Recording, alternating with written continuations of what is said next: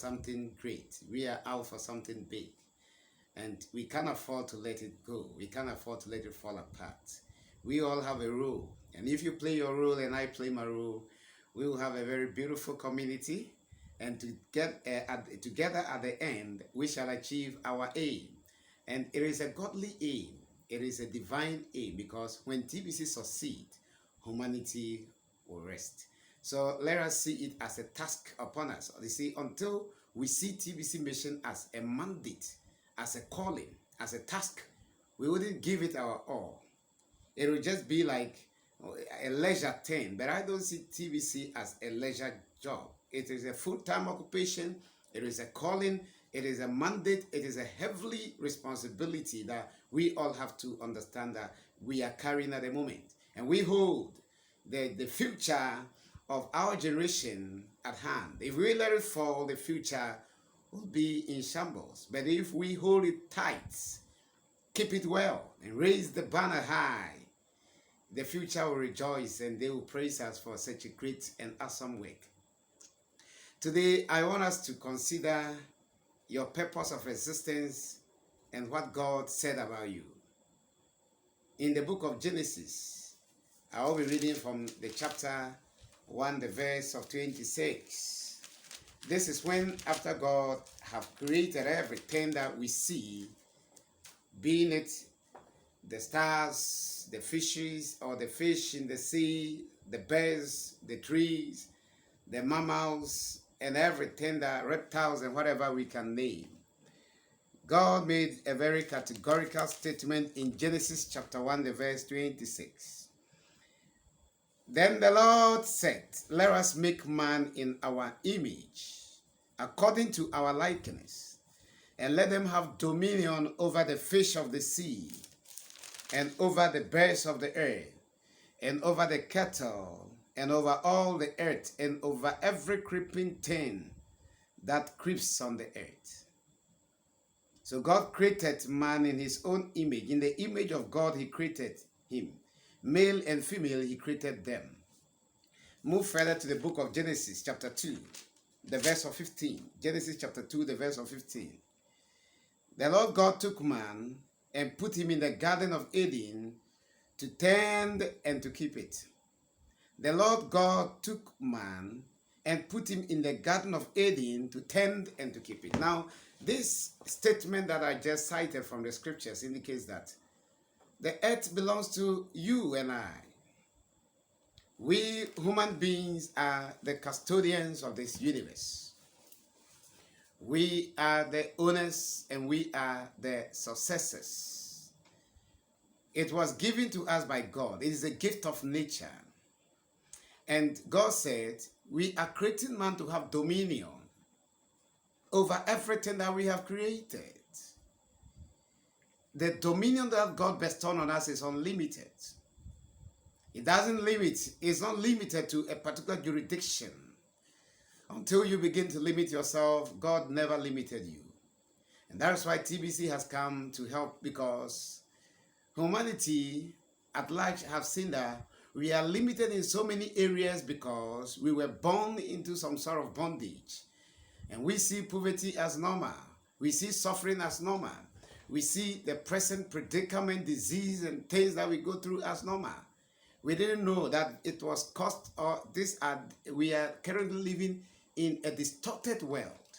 A world that God didn't intend it to be this. Now, when I read, or what we cited from chapter 2, the verse of 15 is so clear, that God took man and put him in the garden which he has planted to tend and to keep it. Now, the word to tend and to keep it means the earth is given to man as a raw material. And we as humans tend, manage it as we want. God never created aeroplanes, cars, buildings, and the things that we see. They are all man-made. We have to mold this world to suit our habitat, to suit our taste, on condition that it does not affect the third party or it does not affect nature. And therefore, God is in full support of TBC agenda.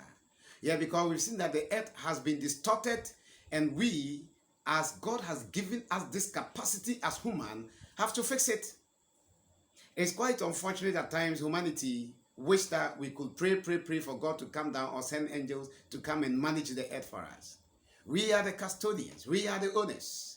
And if we rise, no force and no demon can stop us. If we sit, then a few people among the majority, few of us, so-called elite, will twist the world to suit their capacity. They will live in an atmosphere of utopia, and we will live in an atmosphere of misery, suffering, and pain. And that is why we shouldn't limit our potentials, our capacity to change the world, to tend the world, to mend it, and to keep it. Tend and keep it. Because we have dominion to manage the earth to whatever we want it to be. And that is why we should all rise and say no to diseases, say no to suffering, say no to adverse and severe poverty that our brethren are going through. You go to other continents of this universe, it's so miserable that people are suffering. People work from morning to evening and they go home with a penny. It's not able to feed them 3 square meals, and we see it to be normal. There are so many areas in this world that they see darkness as a normal thing in which shouldn't be. Electricity should be everywhere. Feeder roads, proper road system, network should be everywhere. Water system should be everywhere. People should have potable water to drink. People shouldn't suffer with the basic necessities of life. But we still struggle, group day in and out, morning to evening, only to feed ourselves and the family. This is not the original purpose of God for this universe. It has been distorted. It has been manipulated. It has been twisted. And we have to rise and fix it. Angels will not come and fix it for us. It is our world. And we have the audacity to mend it to whatever we want. And that is why Tibetians have realized, by the grace of God, working through the admin, has given us the tools to fix the world. And therefore, I am challenging you this evening with this godly message to realize the potential in you, to rise up and unleash that power, the ability, the efficacy that God has given us to tend. Let's rise and turn it. To tend the world means we are to manage it, to manage it, to come to a level of property, a level of being proper and being good for habitation of humanity and every living organism at large. Therefore, my fellow Tibetians, let us see this mandate and this as a calling, that because we want to fix it for humanity. You see, we rise every day and we appreciate and praise the great fathers that invented electricity, the great fathers that invented engine and other things that is helping technology today. We appreciate and we pay heavy money for people that are managing and invented or managing our internet system. It have really come to change the world. It have really come to fix certain challenges of the world. Look at our mobile telecommunication has made the world so global, the whole globe so small that we now live in a global village. You sit here, you talk to someone in America, talk to someone in Europe, in Spain, in Canada, or wherever, Africa, Nigeria.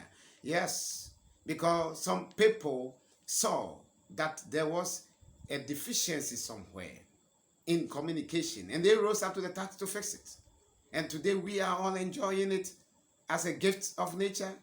We all enjoy electricity. We all enjoy traveling through locomotive engine and other things. We all enjoy talking on phones, speaking on StreamYard, Zoom, and other things.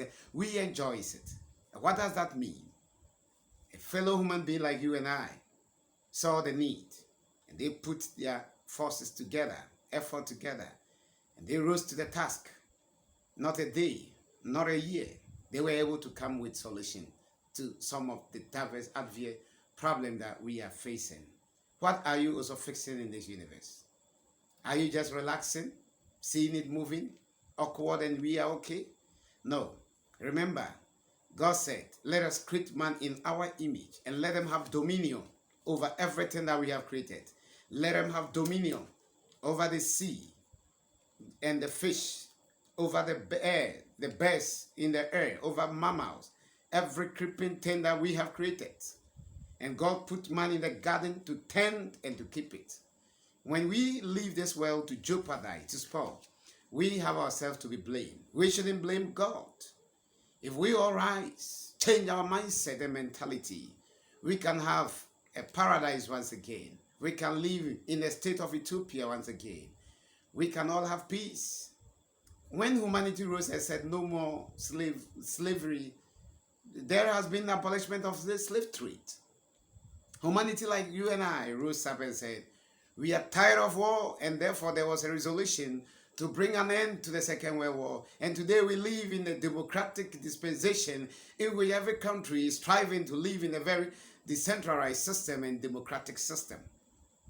Humanity like you and I rose up and fixed that problem. What problem are we fixing today? And therefore, TPC admin have thrown the challenge to us, and we have to accept the challenge. Rise up with your voice. Rise up with your capacity, with your prayer. Rise up with your daily recruitment. Rise up with your daily broadcast. Rise up with your daily activity that you do in TBC to change the world. And what we are doing is going to be extraordinary. Yeah, we are going to surpass our legend. We are going to pass or surpass our great forefathers that have taken the lead, because wherever they have initiated, TBC is bigger than them. Whatever our great-grandfathers has initiated, TBC is bigger than that. And therefore, this generation, you are blessed to be in this generation in which we have been entrusted with the capacity to change the tables, so that the riches will no longer be accumulated to the minority, but rather riches will be spread across the horizons of the world. And every Tom, Dick, and Harry will have a share, will have its equitable distribution and quota of the uniglobal riches. This is a godly calling, and this is a universal task. And I'm challenging you today that don't sit and fold your arms thinking you are nobody. You are somebody, man. You are somebody. You are created in the image of God, and you have the capacity to turn the tables, to favor the majority, but not the minority. God bless you for accepting the task. And I believe today, as you rise up with this motivation and with this charge, you're going to do something in your little way. We don't expect you alone to do everything. Just do little that you can, and I do the little I can. And he does the little that he can. And together we can build TBC community, and the world will be peace once again. God bless you for your time. God bless you for listening to my audios and watching my videos. God bless you for subscribing to my page, and God